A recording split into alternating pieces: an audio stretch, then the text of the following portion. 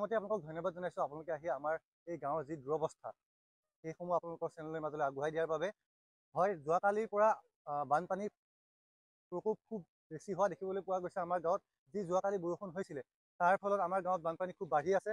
এনে ফুটুকাৰে বঢ়াৰ ফলত আমাৰ ঘৰ বাৰী বৰ্তমান পানীৰ তলত, মাথাউৰি ছিগিছে কিছু কিছু ঠাইত আমাৰ, তাৰ ফলত আমাৰ খেতিৰ মাটি নষ্ট হোৱা দেখিবলৈ পোৱা গৈছে।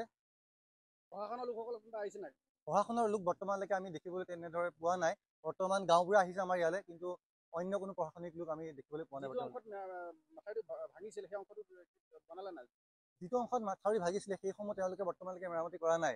যদি সেই অংশ একেবাৰে নোহোৱা হৈ যায় তেতিয়াহে তেওঁলোকে হয়তো কিছু কিছু মেৰামতি কৰিব, কিন্তু খৰালি কালত তেওঁলোকে কোনো ধৰণৰ মেৰামতি কৰা আমি দেখিবলৈ পোৱা নাই। প্ৰশাসনৰ লোক আহিছিল? আজি বৰ্তমানলৈকে আমি প্ৰশাসনৰ লোক কাকো পোৱা নাই।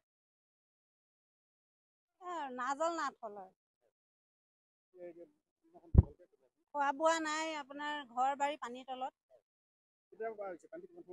গৰু ছাগলী ৰাস্তাত। এতিয়া ৰাতিপুৱাৰ পৰা একেবাৰে পুৱতি নিশাৰ পৰা পানী সোমাই গৈছে। হয়।